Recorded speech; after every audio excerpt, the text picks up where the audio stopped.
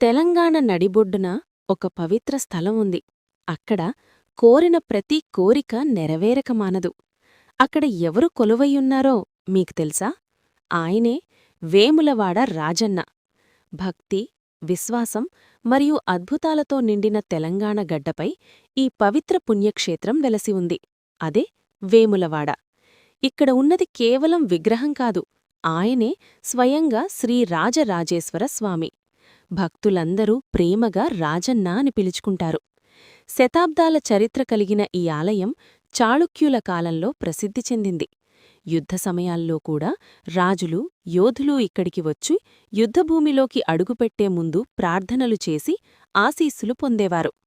ఈ ఆలయం కేవలం ఒక కట్టడం కాదు, ఇది చరిత్ర, సంస్కృతి మరియు భక్తి కలగలిసిన ఒక పవిత్ర స్థలానికి సజీవ సాక్ష్యం. ఇతర దేవాలయాల మాదిరిగా కాకుండా ఇక్కడ శివుడు ఒంటరిగా ఉండడు.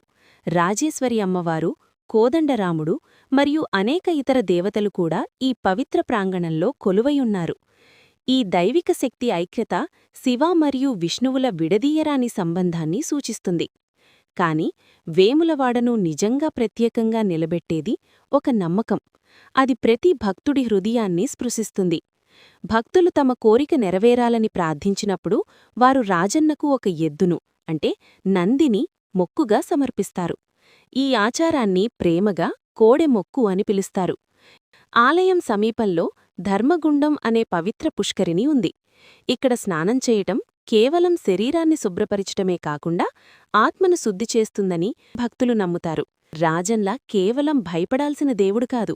కష్టాల్లో ఉన్నవారు కన్నీళ్లు పెట్టుకొని రాజన్నా అని పిలిచినప్పుడు వారి ప్రార్థనలు ఎప్పటికీ వినబడకుండా ఉండవు. ఆ భగవంతుడే స్వయంగా వారికి దగ్గరవుతాడు. అందుకే తెలంగాణ ప్రజలు అంటారు, వేములవాడని సందర్శించిన వారు ఎవరూ ఖాళీ చేతులతో తిరిగిరారు. ప్రతి కోరిక, ప్రతి ప్రార్థన, ప్రతి ఆశ ఈ పవిత్ర స్థలంలో నెరవేరుతుంది. మీరు రాజన్న ఆలయంలోకి అడుగుపెట్టినప్పుడు మీ హృదయంలోని భయం, బాధ మరియు దుఃఖం అన్నీ ఆయన పాదాల చెంతకు చేరుతాయి. మీరెప్పుడైనా వేములవాడను సందర్శించారా? మీ అనుభవాన్ని క్రింది వ్యాఖ్యానాల్లో పంచుకోండి.